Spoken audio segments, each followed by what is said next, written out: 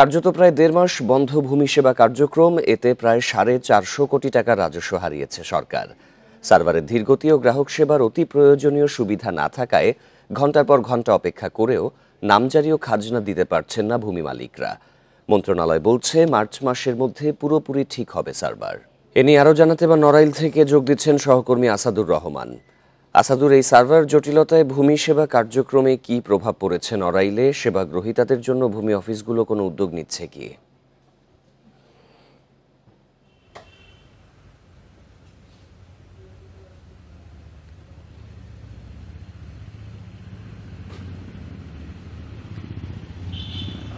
আসাদুর, এই সার্ভার জটিলতায় ভূমি সেবা কার্যক্রমে নড়াইলে কেমন প্রভাব পড়েছে? ভূমি অফিসগুলো সেবা গ্রহীতাদের জন্য কোনো উদ্যোগ নিয়েছে কি?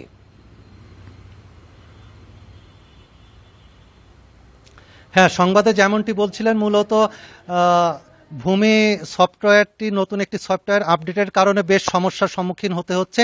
এটা যারা সেবা গ্রহীতা তারা যেমন সমস্যার সম্মুখীন হচ্ছেন, পাশাপাশি যারা সেবা প্রদান করছেন তাদেরকেও যথেষ্ট সমস্যার সম্মুখীন হতে হচ্ছে।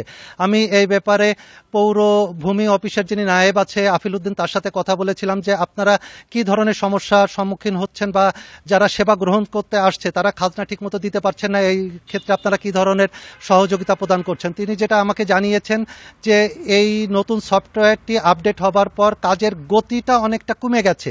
অর্থাৎ যে কাজটি আগে করতে 5 মিনিট সময় লাগতো সেই কাজটি এখন করতে 10 মিনিট, 20 মিনিট বা 1 ঘন্টা, ক্ষেত্র বিশেষ আমি যদি নামজারির কথা বলি সেই ক্ষেত্রে 2 দিন, 4 দিন, 5 দিনও সময় লাগছে। অর্থাৎ বেশ ভোগান্তিতে পড়তে হচ্ছে। যারা সেবা গ্রহণ করতে আসছেন তাদেরকে এই ভোগান্তির মধ্যে পড়তে হচ্ছে। সকালের দিকে যখন চাপ কম থাকে তখন মোটামুটি কাজটি ভালোভাবে করতে পারলেও যখন চাপটি বেশি থাকে, অর্থাৎ যখন পিক আওয়ার শুরু হয়, অনেক গ্রহীতা একসাথে চলে আসেন, তখন মূলত ভোগান্তিটা একটু বেশি হয়। অর্থাৎ তখন যে কাজটি 5 মিনিটে করার কথা ছিল সেই কাজটি নির্ধারিত সময় করা সম্ভব হচ্ছে না। আমরা এটা দেখতে পেরেছি বা যারা কাজ করতে আসেন তাদের কাছে আমরা কথা বলে যেটা জেনেছি যে তাদেরকে কখনো 1 ঘন্টা, 2 ঘন্টা, এমনকি 2 দিন, 4 দিন পর্যন্ত তাদেরকে এই ভোগান্তির মধ্যে পড়তে হচ্ছে এবং তারা সেবা গ্রহণ করতে যে এই ভোগান্তিটা পোহাচ্ছেন। এবং এই কারণে তাদের এই যে জমি সংক্রান্ত যে সেবাগুলো, অর্থাৎ নামজারি বা খতিয়ান সংক্রান্ত যে সেবাগুলো, এগুলো তারা পর্যাপ্ত সময় মতো পাচ্ছে না।